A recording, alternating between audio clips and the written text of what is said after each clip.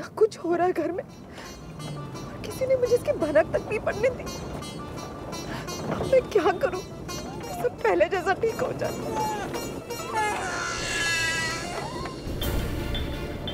क्या हो गया मेरी बच्ची? हे भगवान, इसे तो फिर से बुखार आ गया। इसकी दवाई। अरे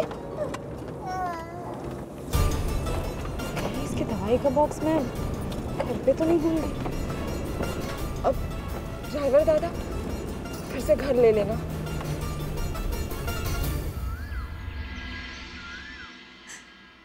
पापा, आप क्यों हमेशा सच्चे लोगों की परीक्षा लेते रहते हैं? मेरी आस्था ने हमेशा आप पर भरोसा किया। आपका फर्ज बनता है कि आप उसके साथ कुछ गलत ना होने दें। उसने हमेशा सबका भला चाहा। आप भी उसके साथ भला ही कीजिए। एक ही पल में श्लोक ने इतनी बड़ी बात कह दी उससे। कुछ शब्द सुनकर उसे कितनी तकलीफ पहुंची उसकी आंखों में देखा मैंने। मुझे ही उसे संभालना होगा। इतने दुख सहने के बाद भी चेहरे पर मुस्कान लाने की हिम्मत है उसमें। वो मुझसे कुछ नहीं कहेगी, लेकिन मुझे पता है उसे मेरी जरूरत है। मेरी बच्ची की रक्षा करना पापा।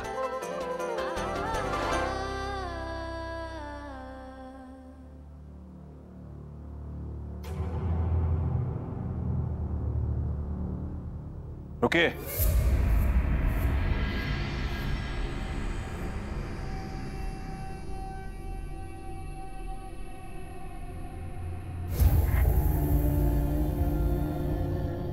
आजकल बड़े पर निकल आए आपके। मत भूलिए कि इन परों को काटना मैं बखूबी जानता हूं।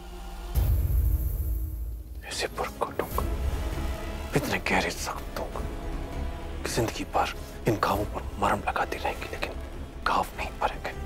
ऐसी हालत कर दूंगा कि इन घावों पर मरहम लगाने से भी कतराएंगी आप।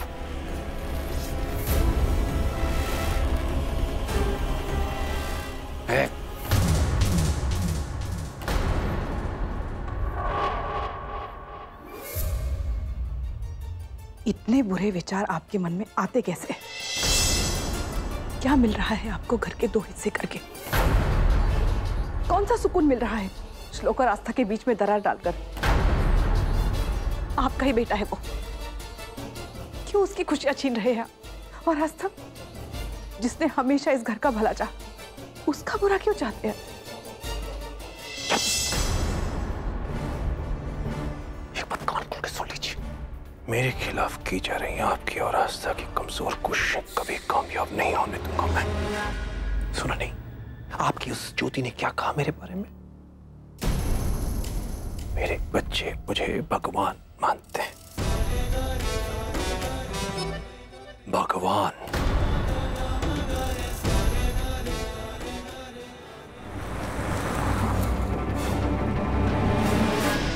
सबके सामने मेरी बेइज्जती करती रहती हैं।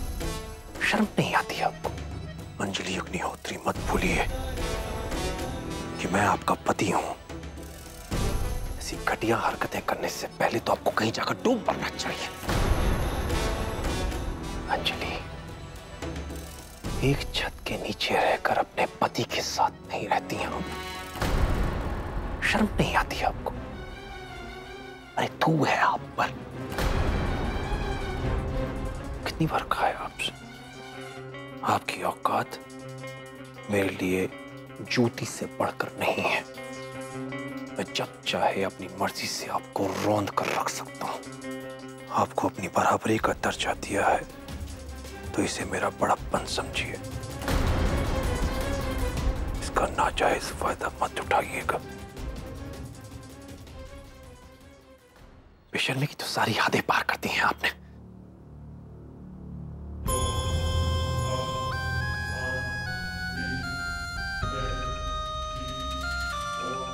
अगर मुझसे कोई दिक्कत है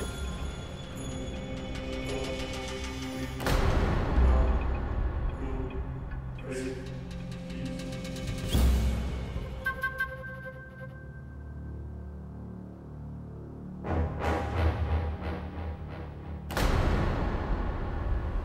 उतार कर फेंक दीजिए इसे।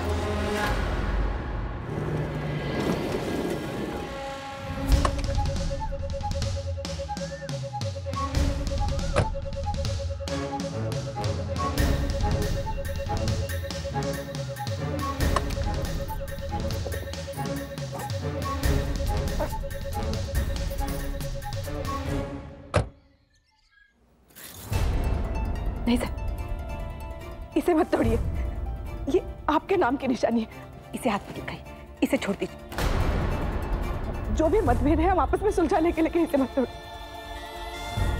इसे मत तोड़िए, मैं आपसे विनती करती हूँ, इसे मत तोड़िए। मैं आपके आगे हाथ जोड़ती हूँ, इसे छोड़ दीजिए। मेरे नाम की निशानी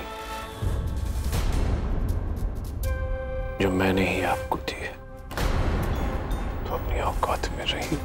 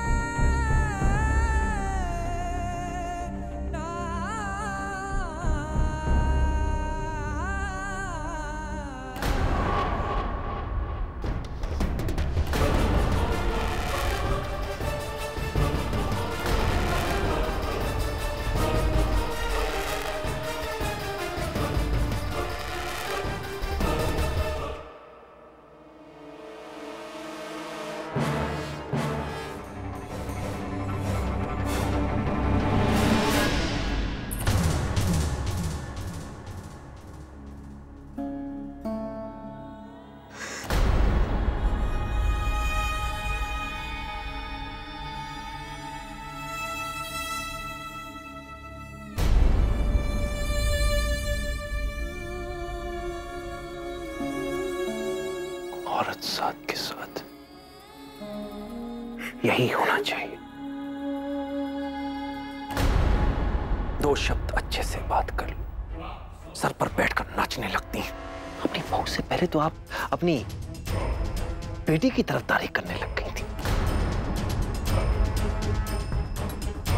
बहुत अच्छा हुआ जो शादी करके चली गई यहां से।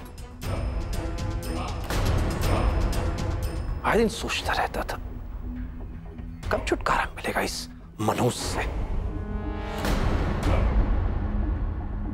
उसका यहां रहना, इस घर में रहना खटकता रहता था मुझे। आप तो अच्छी तरह जानती है कितनी नाक काटी है उसने मेरी समाज में।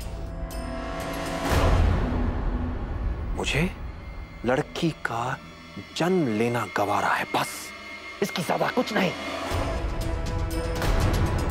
जो औरत अपने पति का साथ दे पाए, लानत है उस पर। सोचा था अबे को जेल से छुड़वाकर इस लड़की को यहां से रफा दफा करूंगा,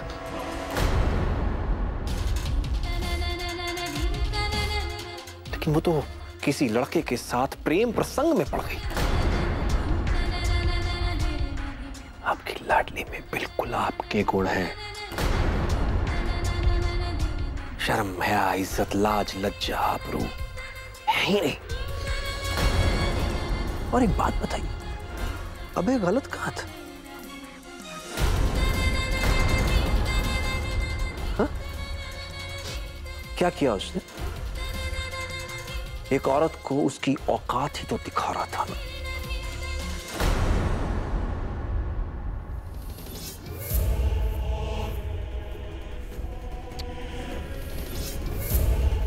शर्मिंदगी महसूस होती है मुझे उसका नाम लेने से भी। दूसरी शादी करने से तो अच्छा था कहीं जाकर मर जाती। साहब,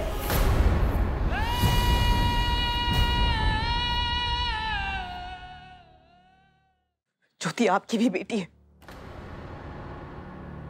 आज त्योहार के दिन तो ऐसे कठोर शब्द मत कहिए। हमारे लिए उसकी खुशी सबसे ज्यादा मायने रखती है, जो सिद्धार्थ उसे दे रहा है।